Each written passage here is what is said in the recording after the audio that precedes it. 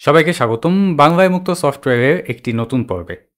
মাঝখানে প্রায় ৩ বছরের বিরতি দিয়ে আমি ইউটিউবে ভিডিও বানাতে ফিরে এসেছিলাম যে কারণে, সেটা হলো ব্যানানা পাই BPI-F3 নামের একটি কম্পিউটার। RISC-V প্রসেসর দিয়ে তৈরি এই সিঙ্গল বোর্ড কম্পিউটারটির কথা আমি চেয়েছিলাম আরও বেশি মানুষ জানুক। এজন্য সেটা নিয়ে একটা ভিডিও তৈরি করি এবং পরবর্তীতে মুক্ত সফটওয়্যার নিয়ে আরও ভিডিও প্রকাশ করতে থাকি। আমরা জানি যেসব সফটওয়্যার প্রোগ্রাম ব্যবহার করা, সেগুলির সোর্স কোড নিয়ে গবেষণা করা, পরিবর্তন আনা এবং সেটা অন্য কারোর সাথে ভাগাভাগি করতে কোনো বাধা নেই, তাকেই মুক্ত সফটওয়্যার বলে। অন্যদিকে মুক্ত হার্ডওয়্যার হলো এমন কম্পিউটার যন্ত্রাংশ যেগুলির অভ্যন্তরীণ গঠন কাঠামো সবার জন্য উন্মুক্ত এবং সেই কাঠামো নিয়ে কেউ সেই হার্ডওয়্যারটি তৈরি করতে চাইলে তাকে লাইসেন্স কিনে আইনি অনুমতি নিতে হবে না। পৃথিবীর বেশিরভাগ কম্পিউটার যন্ত্রাংশই মুক্ত নয়। খুব সম্প্রতি RISC-V নামে একটি মুক্ত কম্পিউটার প্রসেসর সহজলভ্য হতে শুরু করেছে। অনেক গবেষণা ও বাণিজ্যিক প্রতিষ্ঠানের সম্মিলিত উদ্যোগে তৈরি মুক্ত এই ইনস্ট্রাকশন সেট আর্কিটেকচার বা ISA এখন ডেস্কটপ, ল্যাপটপ, ফোন ইত্যাদি ব্যবহারের জন্য জনপ্রিয় না হয়ে উঠলেও এরই মধ্যে এমবেডেড বাজারে RISC-V বড় একটি স্থান দখল করে নিয়েছে। কিছু প্রতিষ্ঠান RISC-Vকে ঘরোয়া কম্পিউটার মার্কেট বাজারেও আনার চেষ্টা করে যাচ্ছে। গত কয়েক বছরে বেশ কয়েকটি দারুণ RISC-V প্রসেসর বা সিস্টেম অন এ চিপ এবং এগুলির ওপর ভিত্তি করে সিঙ্গল বোর্ড কম্পিউটার বাজারে এসেছে এবং প্রতি বছরই RISC-V অতি দ্রুত নতুন নতুন কর্মক্ষমতা অর্জন করছে। এর মধ্যে স্পেসমিট প্রতিষ্ঠানের তৈরি K1 প্রসেসর আমার মনে হয়েছে ঘরোয়া কম্পিউটিং এর জন্য RISC-V কম্পিউটার সহজসাধ্য করতে একটা অত্যন্ত গুরুত্বপূর্ণ ভূমিকা রাখছে। এর আগের ভিডিওতে আমরা স্পেসমিট K1 প্রসেসর দিয়ে তৈরি ব্যানানা পাই BPI-F3 কম্পিউটারের আনবক্সিং, সেটআপ এবং প্রাথমিক রিভিউ দেখেছিলাম। 5 মাস পেরিয়ে গেছে। এখন মনে হলো এই কম্পিউটারটির একটা দীর্ঘমেয়াদী রিভিউ দেবার সময় হয়েছে। অনেক সময়ই এরকম অজ্ঞাত প্রতিষ্ঠানের তৈরি স্বল্প পরিচিত পণ্য বিশেষ একটা গুরুত্ব পায় না। নির্মাতা প্রতিষ্ঠান থেকে হয়তো আপডেট আসে না, এটা সেটা কাজ করে না, নানা ঝামেলা লেগেই থাকে। আবার ব্যবহারকারীদের অনেকেই শখের বশে এসব কম্পিউটার কিনে কয়েকদিন সেটা নিয়ে খেলার পর আগ্রহ হারিয়ে ফেলেন এবং সেটা ঘরের কোনায় ফেলে রাখেন। আমি আনন্দিত যে স্পেসমিট ও ব্যানানা পাই সেই কাজটা করেনি। এছাড়া আমার পক্ষেও একটা কম্পিউটার কিনে সেটা ফেলে রাখার বিলাসিতা করা সম্ভব নয়। বিগত 5 মাসে আমি ঘরোয়া ফাইল সার্ভার হিসেবে প্রায় সবসময়ই কম্পিউটারটা চালু করে রেখেছি। এর মধ্যে একাধিক সফটওয়্যার ও সিস্টেম আপগ্রেড এসেছে। সম্প্রতি স্পেসমিটের 92 GNU লিনাক্স অপারেটিং সিস্টেমের একটি বেশ বড় আপডেট এসেছে। সেই সাথে এই রিলিজে তারা GNOME ডেস্কটপ এনভায়রনমেন্টের পাশাপাশি নতুন একটি ডেস্কটপ এনভায়রনমেন্ট নিয়ে এসেছে। আজকের ভিডিওতে আমরা এই আপডেট এবং নতুন এই ডেস্কটপ এনভায়রনমেন্টটি দেখব। এখানে LXQt ডেস্কটপ সম্পর্কে কয়েকটি কথা বলে নিই। লাইটওয়েট X11 ডেস্কটপ এনভায়রনমেন্ট বা LXDE সফটওয়্যার প্রকল্প শুরু হয় 2006 সালে। আমরা জানি ডেস্কটপ এনভায়রনমেন্ট হলো একটি পূর্ণাঙ্গ সফটওয়্যার সংকলন। সাধারণত প্রত্যেক ডেস্কটপ এনভায়রনমেন্টের নিজস্ব file manager, terminal emulator, text editor ইত্যাদির পাশাপাশি নিজস্ব উইন্ডো ম্যানেজারও থাকে। বিভিন্ন সময়ে করা নানা পরীক্ষায় দেখা গেছে LXDE অন্যান্য ডেস্কটপ এনভায়রনমেন্ট থেকে অনেক কম কম্পিউটার রিসোর্স ব্যবহার করে।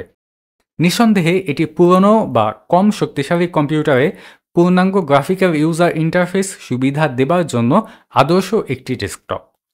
2013 সালে LXDE এর প্রধান ডেভেলপার হং জেন ই GTK থেকে কিউটিতে ডেস্কটপ এনভায়রনমেন্টটি পোর্ট করতে শুরু করেন এবং Razor Qt নামের একটি ডেস্কটপ এনভায়রনমেন্টের সাথে যুক্ত হয়ে এর নাম রাখা হয় LXQt। বর্তমানে LXDE এর ডেভেলপমেন্ট অনেকটাই স্থবির হয়ে আছে এবং নতুন নতুন সব সংযোজন LXQt-তেই হচ্ছে। নতুন যুক্ত হওয়া একটি বড় মাইলফলক হল LXQt ডেস্কটপের বেশিরভাগ উপাদান এখন ওয়েল্যান্ডে চলা সম্ভব। LXDE বা LXQt তাদের ডিফল্ট এক্স উইন্ডো ম্যানেজার হিসেবে ওপেন বক্স ব্যবহার করে থাকে। সুবিধার কথা হল RAPWC নামে একটি স্বতন্ত্র প্রকল্প ওপেন বক্সের সাথে সামঞ্জস্য বজায় রেখে একটি ওয়েল্যান্ড কম্পোজিটর তৈরি করেছে। অল্প কিছু কনফিগারেশনের মাধ্যমে RAPWC ব্যবহার করে অনায়াসে আধুনিক ডিসপ্লে প্রোটোকল ওয়েল্যান্ডে LXQt ব্যবহার করা সম্ভব। স্পেসমিটের বিয়ানবো ঠিক এই কাজটাই করেছে। এক্সের তুলনায় ওয়েল্যান্ডের একটা বড় সুবিধা হলো এটি সরাসরি জিপিইউ অ্যাক্সেলারেশন ব্যবহার করে, এজন্য কম শক্তিশালী সিপিইউতেও এক্সের তুলনায় বেশি সাবলীল একটি অভিজ্ঞতা পাওয়া সম্ভব। ইতোপূর্বে বিয়ানবুতে গ্নোম ডেস্কটপ এনভায়রনমেন্টেও দেখেছিলাম এক্সের পরিবর্তে ওয়েল্যান্ডই ব্যবহার করা হয়েছে। তো বিয়ানবু এর নতুন রিলিজে LXQt ব্যবহার কি আগে গ্নোম ব্যবহার করার চাইতে আরামদায়ক হয়েছে? চলুন দেখা যাক। সুইচ অন করে দিলাম। এই সময় বলে রাখি, এর আগে গ্নোমের GDM ব্যবহার করার সময় দেখেছি কম্পিউটারটি বুট করতে অনেকটা বেশি সময় লাগত। LXQt ডেস্কটপে SDDM সাথে দেওয়া এই ডিসপ্লে ম্যানেজারটি অনেকটা কম সময়ে চালু হয়।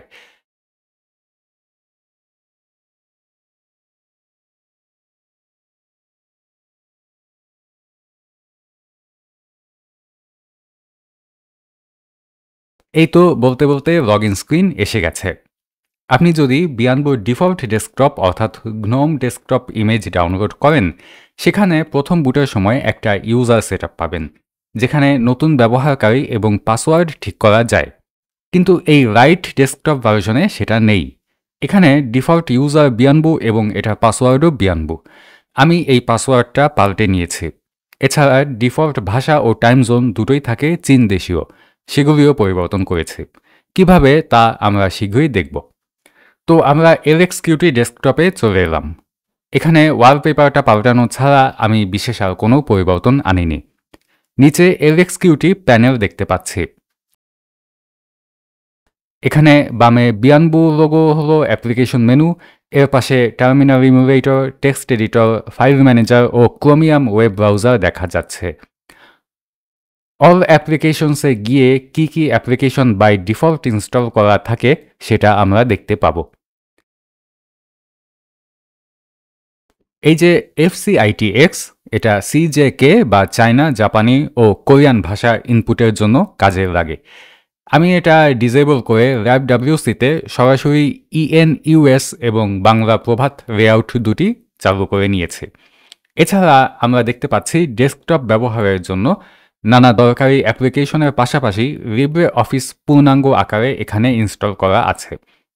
ডানে লিভ ক্লিক করে লগ আউট, রিস্টার্ট ও শাটডাউন পাওয়া যাবে। LXQt ডেস্কটপ এনভায়রনমেন্টের সব সেটিংস আমরা একসাথে পাবো কনফিগারেশন সেন্টারে। এখন আমরা দেখি কম্পিউটারের টাইম জোন কী করে পরিবর্তন করা যায়। সেটি করার জন্য টার্মিনালে এই dpkg reconfigure tz data কমান্ডটি ব্যবহার করতে হবে। ও হ্যাঁ, পুরো সিস্টেমে পরিবর্তন আনতে এটি রুট হিসেবে বা সুডো দিয়ে রান করতে হবে। একইভাবে dpkg reconfigure locals দিয়ে আমরা ডিফল্ট ভাষার পরিবর্তন আনতে পারি। এখন চলুন দেখা যাক কম্পিউটারটির রিসোর্স কেমন ব্যবহৃত হচ্ছে। এটা আমরা এই QPS প্রোগ্রামটি দিয়ে দেখতে পারব। তো দেখা যাচ্ছে সব মিলিয়ে CPU এর মোটমাট 3% ব্যবহৃত হচ্ছে না। এদিকে মেমোরি ব্যবহৃত হচ্ছে 628 মেগাবাইট। বিয়ানবো গ্নোম ভার্সনে কম্পিউটার আইডল অবস্থাতেও 1 গিগাবাইটের বেশি মেমোরি ব্যবহৃত হয় দেখেছি। তো শেষ যে জিনিসটা দেখাতে চাই সেটা হলো এখানে ক্রোমিয়াম ব্রাউজার এখন কত দ্রুত স্টার্ট হয়। এই আইকনে এনে ক্লিক করলাম, হ্যাঁ, এবং ক্রোমিয়াম হাজির। চলুন দেখা যাক হালকা ইন্টারনেট ব্রাউজিং কেমন।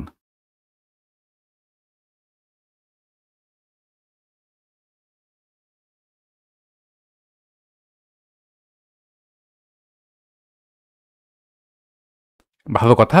DuckDuckGo সার্চ ইঞ্জিনটি আমার মনে হয় এখন গুগলের চাইতেও ভালো হয়ে উঠছে।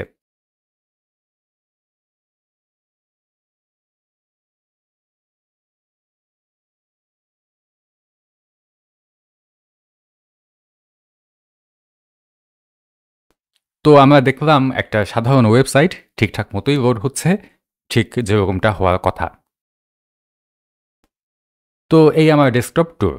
এখান থেকে চলুন বের হয়ে আসি। গ্নোম ডেস্কটপ এনভায়রনমেন্ট এরকম একটি সিঙ্গল বোর্ড কম্পিউটারে চলার জন্য যথেষ্ট বড় এবং ভারী একটি ডেস্কটপ। বিশেষ করে আমার ব্যানানা পাই F3 মডেলটি যেহেতু 4 গিগাবাইট মেমোরি এবং 16 গিগাবাইট স্টোরেজের, গ্নোমের চাইতে LXQT এখানে আরও অনেক বেশি ভালোভাবে চলছে। এছাড়া নতুন এই আপডেটে কম্পিউটারটা ব্যবহার করা সার্বিকভাবে আরও বেশি আরামদায়ক হয়ে উঠেছে। সব মিলিয়ে আমি আগেই কম্পিউটারটা নিয়ে সন্তুষ্ট ছিলাম। এর প্রসেসর কম গতির জেনেই ব্যবহার করতাম এবং আমার প্রত্যাশাও ছিল সীমিত। কিন্তু এখন এই কম্পিউটারটা ব্যবহার করতে গিয়ে আমি আরও বেশি মুগ্ধ হচ্ছি। এমনিতেই আমার মনে হয়েছে অনেক ARM ভিত্তিক সিঙ্গল বোর্ড কম্পিউটারের তুলনায় স্পেসমিট K1 প্রসেসর ও ব্যানানা পাই BPI F3 কম্পিউটারটা অনেকটা বেশি স্থিতিশীল ও নির্ভরযোগ্য। দেখা যাচ্ছে লেখালেখি, ইন্টারনেট ব্রাউজিং, ফাইল গোছানো এসব কাজের জন্য আমি দিন দিন আমার মূল কম্পিউটারের চাইতে RISC-V ব্যানানা পাই F3 বেশি ব্যবহার করছি। এই ভিডিও স্ক্রিপ্ট LibreOffice রাইটার দিয়ে এখানেই লেখা এবং এই ভিডিও শব্দ ধারণও F3 দিয়েই করছি। LXQT ডেস্কটপটিতে কিছু জিনিস নিজে সেট আপ করে নিতে হয়, সেটা সত্যি। তবে আমার মনে হয় প্রাত্যহিক আরামদায়ক ব্যবহারের জন্য এটুকু কষ্ট সার্থক। তারপরও রিলিজ নোট দেখে মনে হলো এই ভার্সনটি গ্নোম ডেস্কটপেও বেশ উন্নতি এনেছে। তো মোটামুটি 5 মাস ব্যবহার করার পর আপনি যদি আমার মতামত জানতে চান এই কম্পিউটারটি কেনা ঠিক হবে কিনা, আমি বলবো নিঃসংকোচে কিনতে পারেন। RISC-V ও এই কম্পিউটার সম্পর্কে বিস্তারিত আলোচনা আমার আগের ভিডিওতে আছে, সেটার লিঙ্ক ডেসক্রিপশনে দিয়ে দিচ্ছি। এর আগের ভিডিওতে যেটা বলেছিলাম, এটি একটি মুক্ত হার্ডওয়্যার যন্ত্র যেটা চলছে মুক্ত সফটওয়্যারে। দিন দিন এর সফটওয়্যার সাপোর্ট উন্নততর হতে থাকবে। স্পেসমিটের নিজস্ব প্রচেষ্টার পাশাপাশি মূলধারার মুক্ত সফটওয়্যারেও এই কম্পিউটারটির নানা ড্রাইভার বিকশিত হচ্ছে। বিয়ানবু অপারেটিং সিস্টেমকে এই কম্পিউটারে চলার উপযোগী করার জন্য স্পেসমিট বেশ কিছু পরিবর্তন এনেছে, যেগুলি ছাড়া লিনাক্স কার্নেল বা মেসা এই ডিভাইসে সাধারণত কাজ করে না। তবে লিনাক্স কার্নেল 6.12 ভার্সনে ব্যানানা পাই BPI F3 কম্পিউটারটির প্রাথমিক সমর্থন যুক্ত হয়েছে। মেসা 3D প্রকল্প এই কম্পিউটারের গ্রাফিক্স প্রসেসিং ইউনিট নিয়ে কাজ করে যাচ্ছে। আমরা আশা করতে পারি হয়তো শীঘ্রই বিয়ানবু ছাড়াও ডেবিয়ান, ফেডোরা, আর্চ ইত্যাদি গ্নু লিনাক্স ডিস্ট্রিবিউশন অনায়াসে এই কম্পিউটারটিতে ব্যবহার করা যাবে। ও ভালো কথা, খবর পেয়েছি গ্নু অপারেটিং সিস্টেমের হার্ড কার্নেলেও RISC-V ব্যবহার করার উপযোগী করার জন্য কাজ শুরু হয়ে গেছে। এই চমৎকার সময়ে নানা গবেষণামূলক কাজের জন্য লো পাওয়ার এবং অত্যন্ত বিদ্যুৎ সাশ্রয়ী একটি কম্পিউটার ব্যবহার করতে চাইলে ব্যানানা পাই BPI F3 একটি চমৎকার যন্ত্র হতে পারে বলে আমার মনে হয়। ভিডিওটি ভালো লেগে থাকলে আমার চ্যানেলে সাবস্ক্রাইব করার অনুরোধ রইল এবং কমেন্টে আপনার মন্তব্য জানাতেও ভুলবেন না। RISC-V মুক্ত প্রসেসরের সঙ্গে সংশ্লিষ্ট সবাই এবং স্পেসমিটের মুক্ত হার্ডওয়্যার ও সফটওয়্যার প্রচেষ্টার প্রতি সাধুবাদ জানিয়ে আজকের ভিডিও শেষ করছি। সবাইকে ধন্যবাদ।